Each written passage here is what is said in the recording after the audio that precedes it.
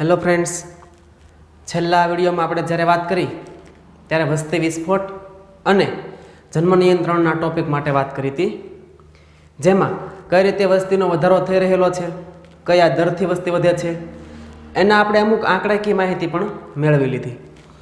પછી જન્મ નિયંત્રણ માટેની પણ આપણે દરેક પદ્ધતિઓ માટે વાત કરી હતી કે જે કુદરતી પદ્ધતિઓ હતી, બરાબર, અથવા તો ગર્ભ નિરોધકો હતા, પુરુષ માટે, સ્ત્રી માટે, બરાબર છે, જે પ્રકારની અવરોધક પદ્ધતિ હતી, આરોપણ પદ્ધતિ હતી કે અંતઃગર્ભાશયના ઉપાયો હતા, અંતઃસ્ત્રાવી પદ્ધતિ અમુક હતી. આ બધા માટે આપણે ચર્ચા કરી લીધી.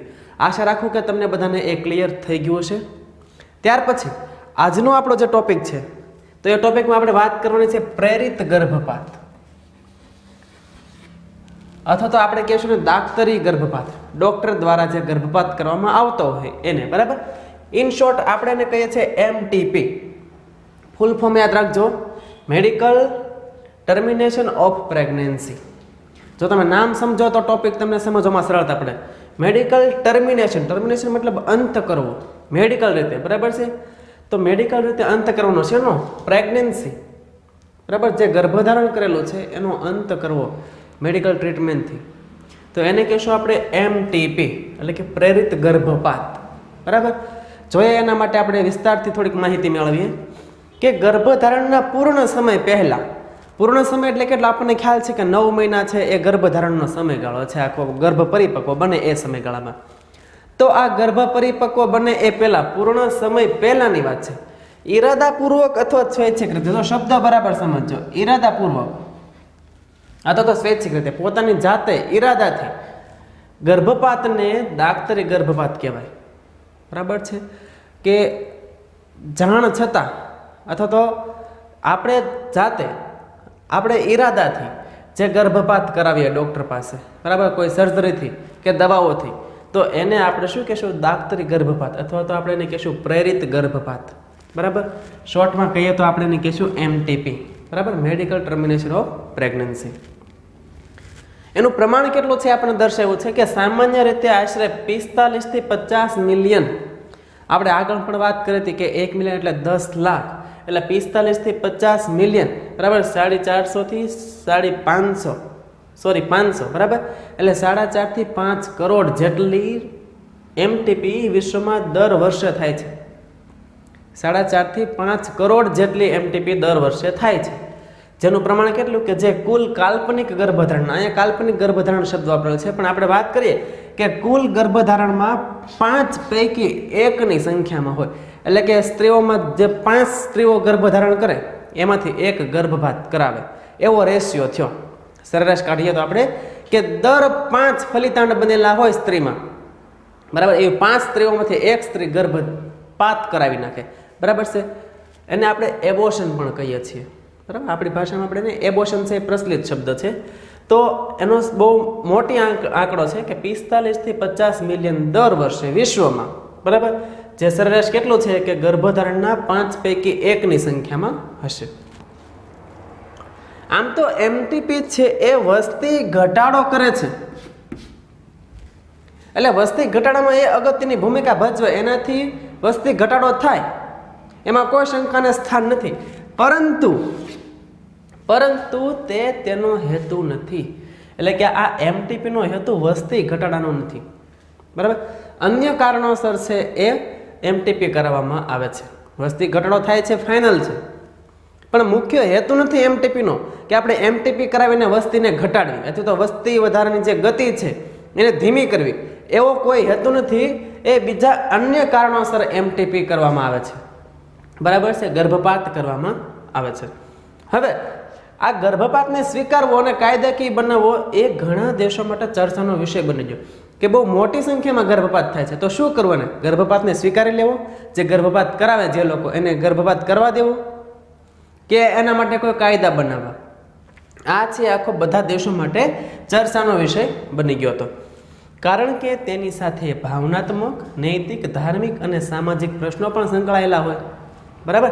આપણે વાત કરીને કે આખો આપણો પ્રાજનનિક સ્વાસ્થ્ય કે એ આ બધી ભાવનાઓ સાથે સંકળાયેલું છે, બરાબર. એમાં ફિલિંગ્સ, ઇમોશનલી વાતો પણ આવે છે, નૈતિક ફરજો, ધાર્મિક રીતે પણ એની સાથે માન્યતાઓ જોડાયેલી હોય, સામાજિક આપણે આવે છે ને કે સ્ત્રી ભ્રૂણ હત્યા અથવા તો દીકરીનું છે એનું ભ્રૂણ હત્યા કરવામાં આવે છે, મારી નાખવામાં આવે, તો આવા સામાજિક પ્રશ્નો પણ એની સાથે સંકળાયેલા છે, બરાબર. એટલે એમટીપીને શું કરવું, સ્વીકારવું કે એમટીપી માટે કોઈ કાયદા બનાવવા, આ બધો છે એક મોટો ગંભીર એવો પ્રશ્ન થઈ ગયો. આપણા ભારત માટે એના માટે શું વલણ આવ્યું, તો ભારત સરકારે આ એમટીપીના દુરુપયોગને ટાળવા માટે 1971માં, યાદ રાખજો બરાબર, 1971માં સખત જોગવાઈઓ સાથે તેને કાયદાકીય કરેલ છે. એટલે કે એના માટે કાયદો કરેલો છે. અમુક જોગવાઈઓ એમાં કરવામાં આવી છે કે કેવા કેવા સમયે છે એ ગર્ભપાત કરાવી શકાય, એવી જોગવાઈઓ છે નિશ્ચિત, પણ એને કાયદાકીય કરવામાં આવ્યું છે કે એ કાયદાકીય રીતે ગુનો બને છે. આપણે ક્યારેક એવું સાંભળ્યું હોય કે ઘણી જગ્યાએ એવું નોર્મલ થઈ ગયું હોય કે ડૉક્ટરો છે કોઈ પણ ગર્ભપાત કરી દેતા હોય, કોઈ પણ કારણસર ગર્ભધારણ હોય, ડૉક્ટર પાસે જાય એટલે એ ગર્ભપાત કરી દેતા હોય, બરાબર. તો એ છે એના કારણે ઘણી વખત હોસ્પિટલો પણ ઘણી છે એ બંધ થતી હોય, સીલ થતી હોય, ક્યારેક અમુક ડૉક્ટરોની નોકરીઓ પણ જતી હોય આવી પ્રક્રિયા કરવાથી, બરાબર. એટલે એને કાયદાકીય બનાવવામાં આવ્યું છે, એ કાયદાકીય રીતે છે એ ગુનો છે. એટલે આ પ્રકારનો પ્રતિબંધ છે શા માટે મૂકવામાં આવ્યો, તો આ પ્રકારનો પ્રતિબંધ અનધિકૃત અથવા તો ગેરકાનૂની સ્ત્રી ભ્રૂણ હત્યા તથા તો ભેદભાવને રોકવા માટે મૂકવામાં આવ્યો છે. મુખ્ય જરૂર શું નહીં કે સ્ત્રી ભ્રૂણ હત્યા થતી, બરાબર, એનો મિસયુઝ થતો અથવા તો એમાં ભેદભાવ રાખવામાં આવતો સ્ત્રી પુરુષમાં, તો આ ભેદભાવને એને અટકાવવા માટે છે આ કાયદો મૂકવામાં આવેલો છે અને આ પ્રકારનો પ્રતિબંધ કરવામાં આવ્યો છે.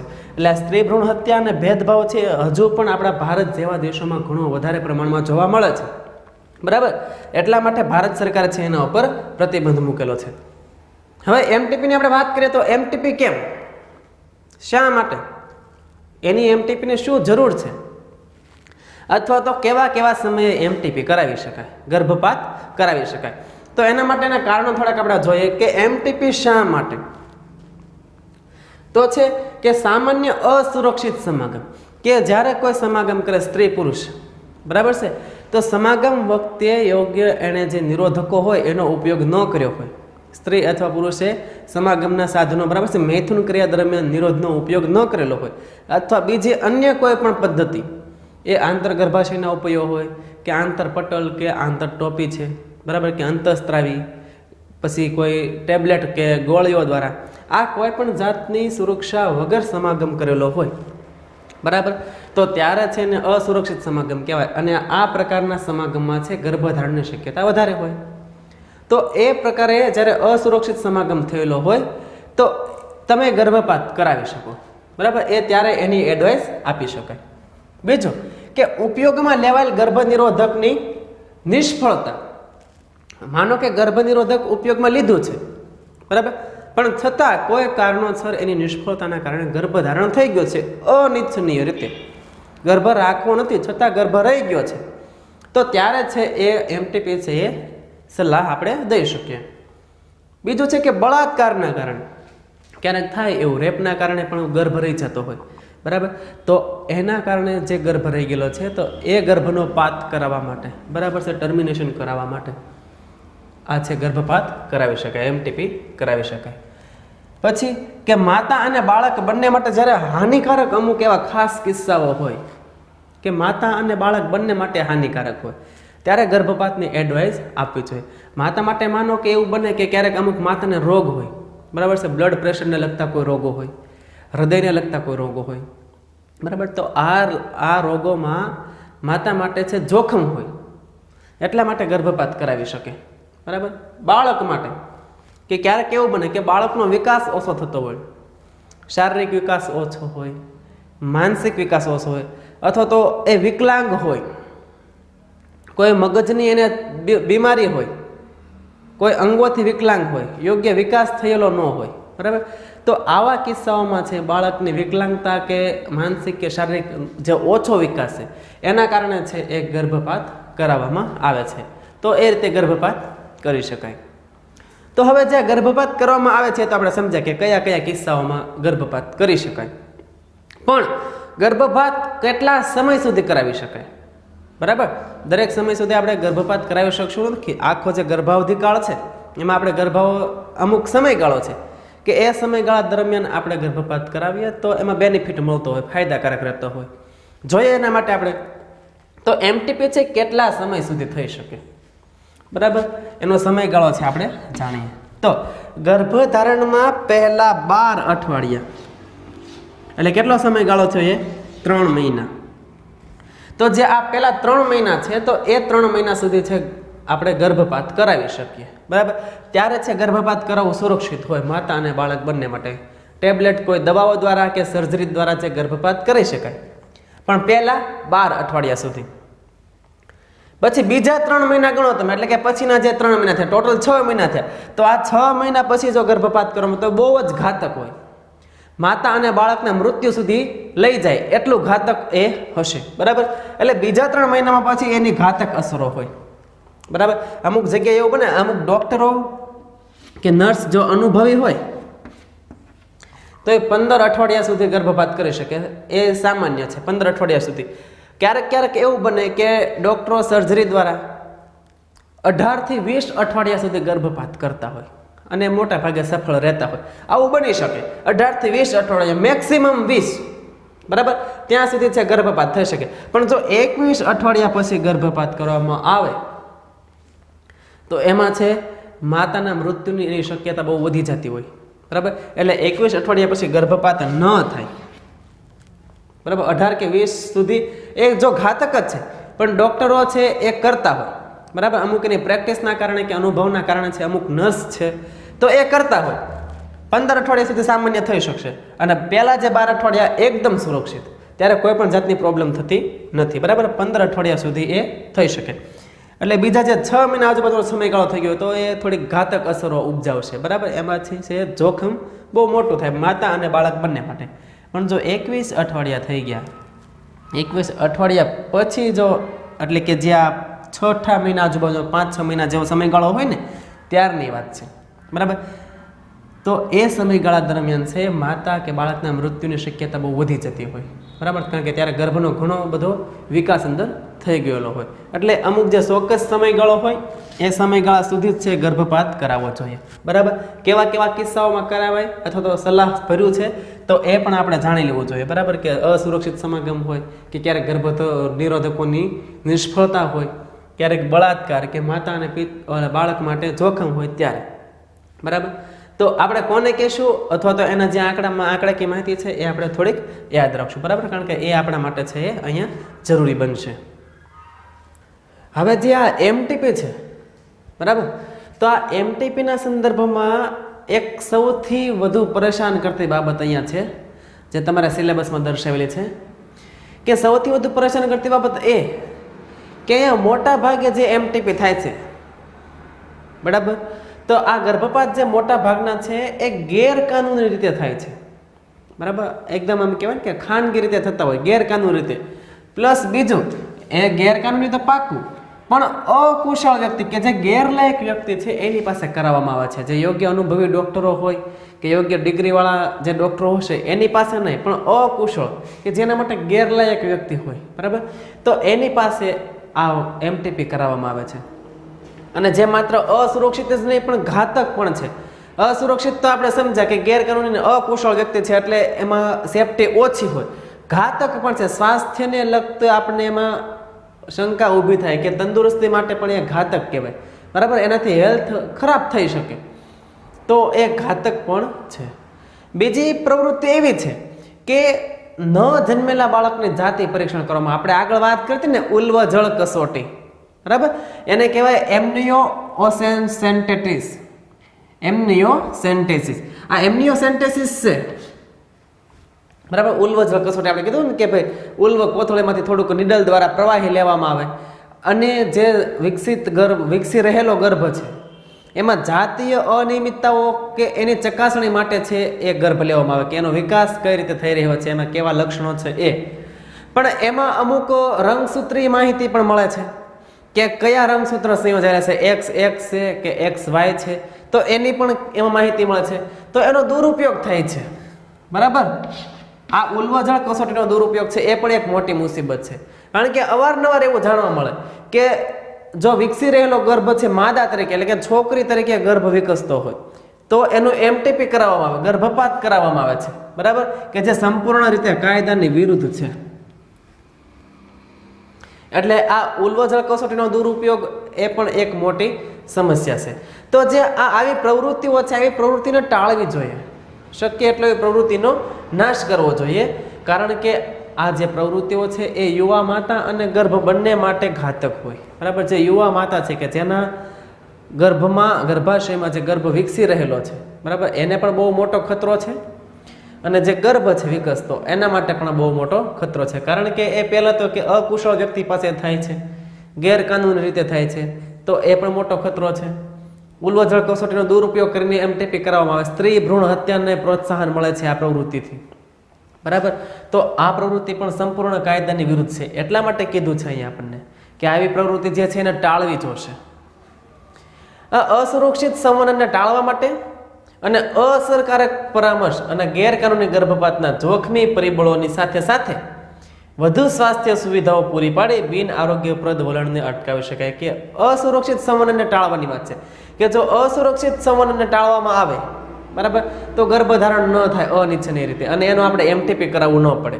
બીજું કે એને અસરકારક પરામર્શ માટે શું કે ગેરકાનૂની રીતે જે ગર્ભપાત થાય, બરાબર, એના જોખમી પરિબળો છે એને ધ્યાને લેવા જોઈએ કે એનાથી કેવું કેવું નુકસાન છે બાળક અને માતા માટે. તો આ ગર્ભપાતના જે જોખમી પરિબળો છે, બરાબર, એનું જો ધ્યાન લેવામાં આવે અને વધુ સ્વાસ્થ્ય સુવિધાઓ પૂરી પાડીને આપણે જે બિન આરોગ્યપ્રદ વલણ છે, આવી જે કુટેવો છે કે અમુક એવી પદ્ધતિઓ પ્રવૃત્તિઓ કે જેનો ગેરફાયદો છે અથવા તો જે ગેરકાયદેસર છે એનો આપણે અટકાવ કરી શકીએ છીએ. બિન આરોગ્યપ્રદ વલણ કીધું અહીંયા, બરાબર, કે જે જોખમી હોય, ઘાતક હોય, તો આ બિન આરોગ્યપ્રદ વલણને આપણે અટકાવી શકીએ છીએ. તો આ વાતથી આપણા માટે પ્રેરિત ગર્ભપાત, બરાબર, અથવા તો દાક્તરી ગર્ભપાત, જેને આપણે ઇન શોર્ટ એમટીપી તરીકે ઓળખીએ છીએ. મિત્રો, એની સાથે સાથે જ એને લગતો એક નાનકડો એવો ટોપિક છે જાતીય સંક્રમિત ચેપ.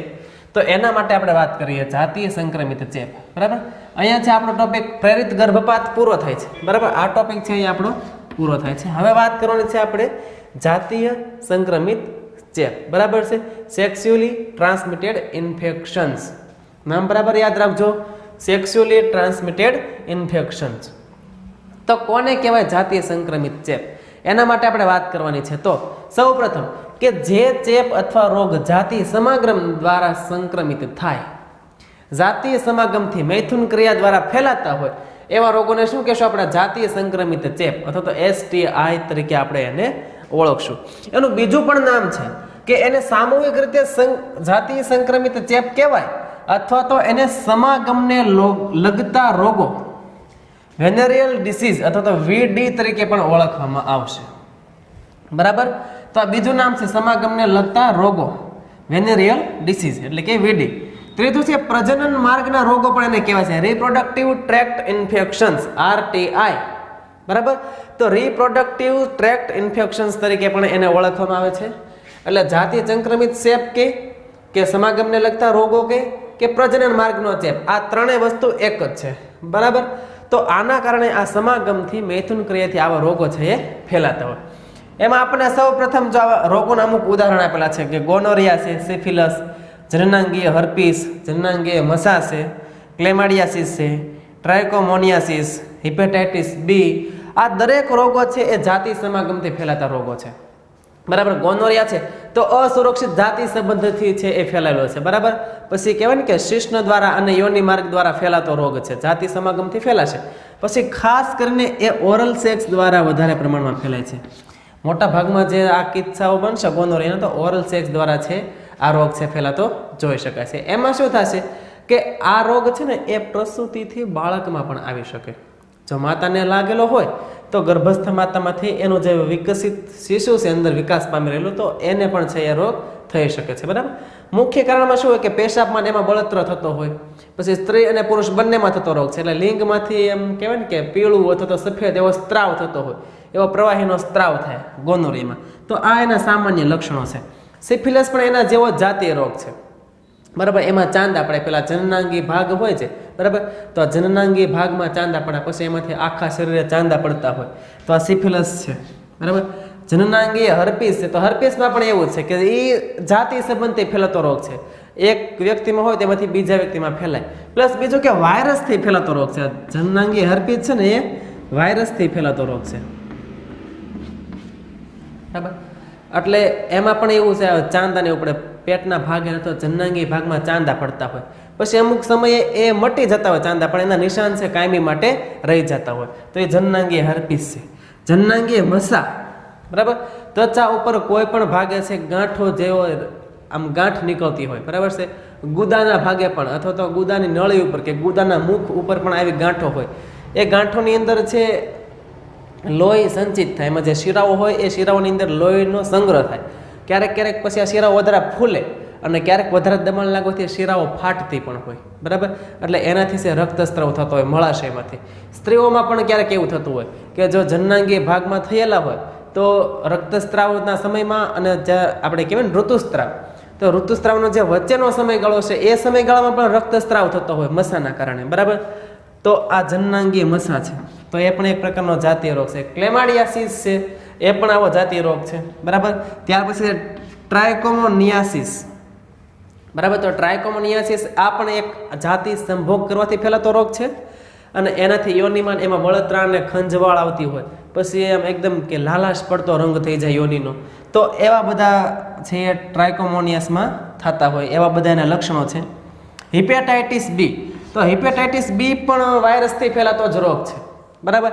સામાન્ય લક્ષણો આપણે જોઈએ તો એકદમ નોર્મલ હોય, તાવ, ઝાડા, ઉલટી, ભૂખ ન લાગે, બરાબર. તો આવા એના લક્ષણો હોય અને મુખ્ય યકૃત એટલે કે લીવરને એ અસર કરતો રોગ છે. આ પણ વાયરસ દ્વારા જ ફેલાય છે. હિપેટાઇટિસ બી પણ વાયરસ દ્વારા ફેલાય. યકૃતમાં સોજો આવે, બરાબર છે. યકૃતમાં બળતરા થાય, આમ નબળું પાડી દે યકૃતને, અને જો વધારે પ્રમાણમાં હોય તો એનાથી ક્યારેક યકૃતના કેન્સર પણ થઈ શકે, બરાબર. હિપેટાઇટિસ બીની એની રસી પણ ઉપલબ્ધ છે, બરાબર. રસી આપણે મુકાવેલી હોય તો આ રોગ થતો નથી, પણ જો રોગ પહેલાં થઈ ગયો પછી રસી મુકાવો તો એને કોઈ ફેરફાર ન થાય. અગાઉથી રસી મુકાવેલી હોય, બરાબર, તો આપણે એનાથી બચી શકીએ. પણ આ રોગો છે એટલા બધા આમ કહેવાય ને કે સાધ્ય રોગો છે, એવા કોઈ બહુ ગંભીર બીમારીઓ છે નહીં, બરાબર. જો યોગ્ય સમયે એની સારવાર કરવામાં આવે તો એ સાધ્ય છે. પછી બીજું કે હાલના સમયમાં હાલના તાજેતરના વર્ષોમાં જો કોઈ વધારે ચર્ચિત અથવા તો ચર્ચામાં આવેલો રોગ હોય, બરાબર, તો એ છે એઇડ્સ. જેનાથી ફેલાય છે?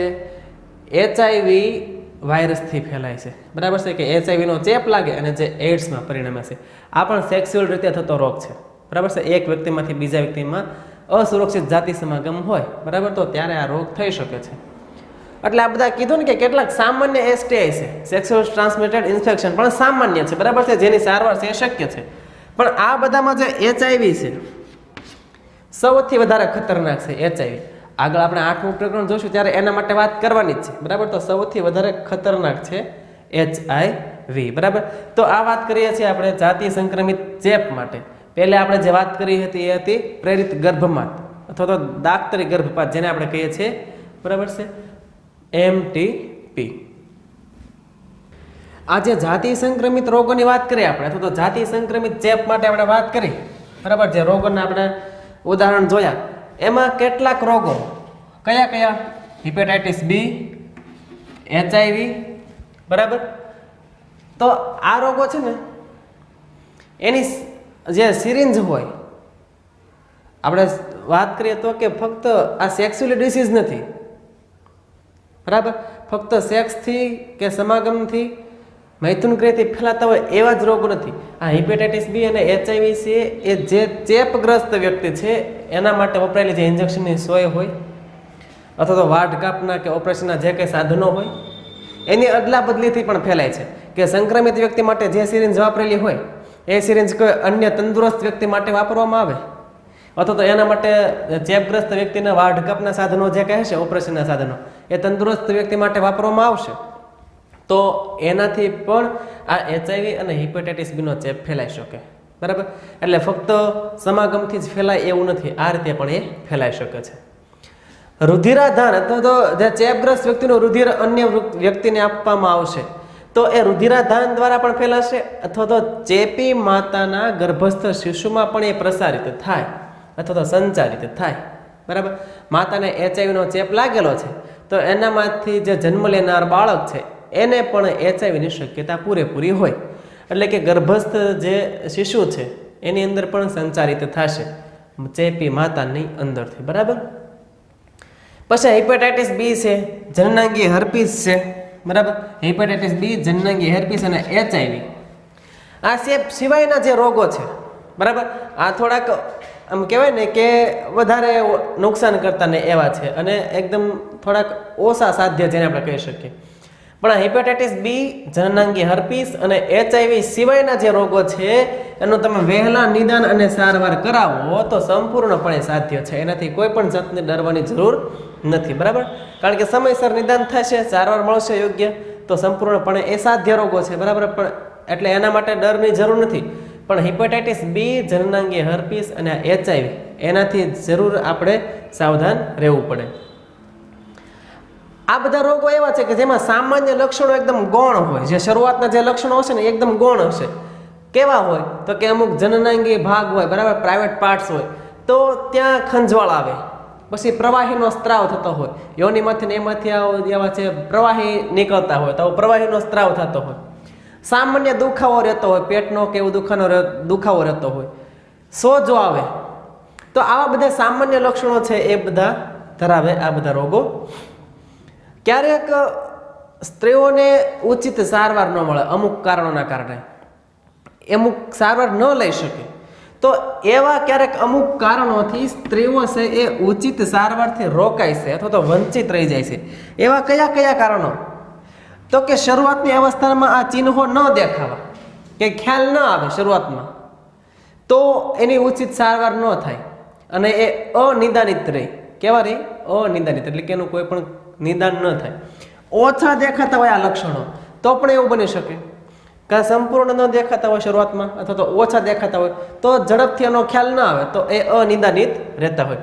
પછી બીજું કે STI થી ફેલાયેલા, બરાબર, જે સેક્સ્યુઅલ ટ્રાન્સમિટેડ ઇન્ફેક્શન છે એનાથી એની સાથે સંગત હોય એવા સામાજિક કલંકોનો ડર લાગતો હોય કે ભાઈ આ રોગો છે તો એને આપણે કોઈકને વાત કરશું તો લોકો શું વાત કરશે, સમાજ શું કહેશે, એ કેવું લાગશે, સમાજમાં એની કેવી ચાપ ઊભી થશે. બરાબર, તો આવો કલંક લાગવાનો ડર હોય તો આ કલંકના ડરથી પણ સ્ત્રી બીજાને વાત ન કરે. તો એવા કારણોથી પણ એ ઉચિત સારવારથી છે એ વંચિત રહેતા હોય. બરાબર, એટલે ખરેખર વાસ્તવમાં જોઈએ તો આવા કલંકોનો ડર રાખ્યા વગર, બરાબર, વડીલ વ્યક્તિઓને અથવા તો ડૉક્ટરોને યોગ્ય સમયે જાણ કરવી જોઈએ.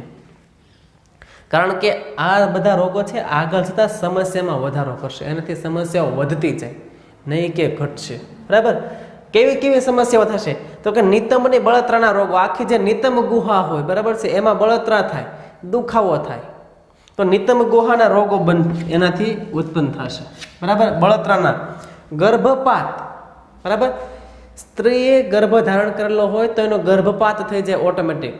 બરાબર, આપણે એને કસુવાવડ કહેતા હોઈએ તો આ કસુવાવડ થઈ જાય, તો એ પણ આવા રોગોના કારણે થતી સાઈડ ઇફેક્ટમાં આવે. તો કસુવાવડ થાય એટલે કે ગર્ભપાત થાય, ગર્ભની ઈચ્છા છતાં ગર્ભ ન રહે. બરાબર છે, મૃત બાળકનો જન્મ થાય, જે વિકાસ પામતો જે બાળક હોય અંદર શિશુ હશે એનું મૃત્યુ થઈ જાય અને જન્મેલું બાળક છે મૃત અવસ્થામાં હોય. ગર્ભાશયની બહાર એટલે કે અંડવાહિનીમાં ગર્ભ ધારણ થાય. જો કેટલા ગંભીર રોગો થઈ શકે. ગર્ભાશયમાં ગર્ભસ્થાપન નથી થતું, ક્યાં થાય? અંડવાહિનીમાં ગર્ભસ્થાપન થાય. બરાબર, તો એ પણ એક પ્રકારનો રોગ છે. અફળદ્રુપતા, જેને આપણે ઇનફર્ટિલિટી કહીએ, વંધ્યતા કહીએ. બરાબર, તો અફળદ્રુપતા, સમાગમ પ્રક્રિયા થાય, મૈથુન પ્રક્રિયા થાય પણ છતાં ગર્ભ ન રહે.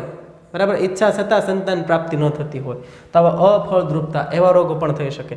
પ્રજનન માર્ગના કેન્સર પણ મિત્રો આવા જે રોગો હોય, બરાબર, એનાથી થઈ શકે છે. એટલે વહેલામાં વહેલી તકે જો જાણકારી થાય અથવા તો થોડું ઘણી પણ માહિતી હોય તો વિના સંકોચે, વિના શરમ રાખ્યા વગર વડીલોને અથવા તો ડૉક્ટરને પૂરેપૂરી આપણે વાત કરવી જોઈએ.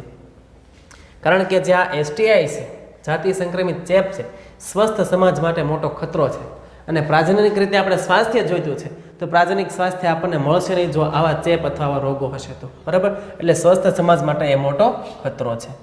તેથી આવા રોગોની શરૂઆતની અવસ્થામાં જ નિદાન અને સારવાર થાય, બરાબર, એવું પ્રજનન સ્વાસ્થ્ય સંભાળ કાર્યક્રમોમાં પ્રાથમિકતા આપવામાં આવે છે. શા માટે? કારણ કે ક્યારેક એવું બની શકે કે કોઈ ડરથી કે કોઈ જાણ ન કરતા હોય તો એટલા માટે જ આ પ્રજનન સ્વાસ્થ્ય સંભાળ કાર્યક્રમ એમાં આવા રોગોને પ્રાથમિકતા આપવામાં આવે જેથી એનો યોગ્ય ઉપચાર અને યોગ્ય નિદાન થઈ શકે.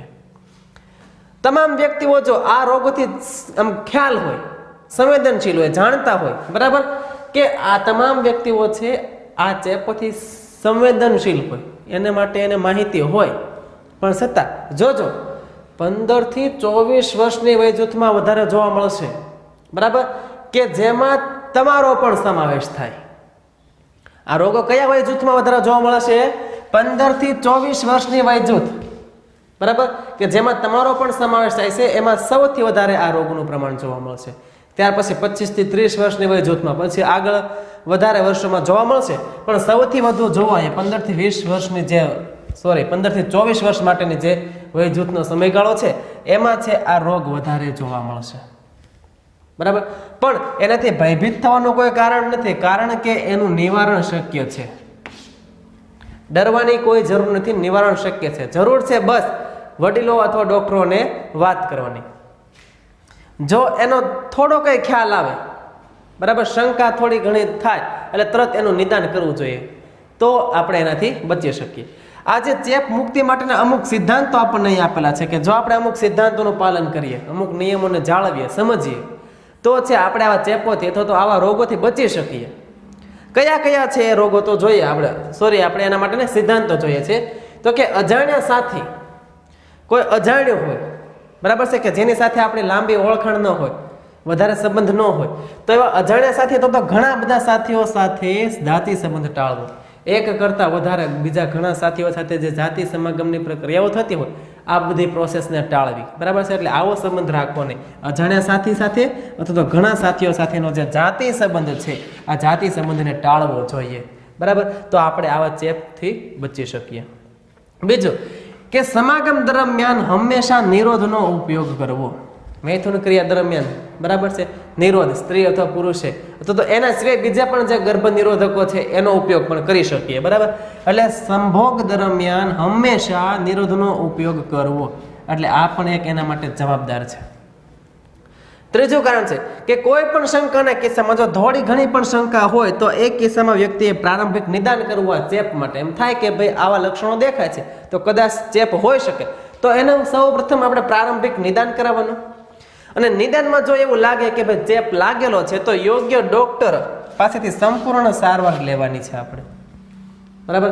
વિના સંકોચે જે હોય એ બાબતની જાણ કરવાની છે, તો છે આપણે આવા જાતિ સંક્રમિત ચેપથી બચી શકીએ. અને તો જ પ્રાજનિક સ્વાસ્થ્ય એવો આખો આપણે પરિવાર અથવા તો એવું નિર્માણ આપણે સમાજ કરી શકીએ.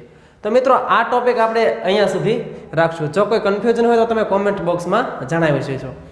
અને હવે જ્યારે આપણે આગળના વિડીયો લેક્ચરમાં મળીએ ત્યારે આપણે વાત કરશું અફળદ્રુપતા અથવા તો વંધ્યતા, જેને આપણે કહીએ છીએ, બરાબર. આપણો યુનિટનો છેલ્લો ટોપિક છે, તો એના માટે આપણે આવતા વિડીયો લેક્ચરમાં ચર્ચા કરશું. જય હિન્દ.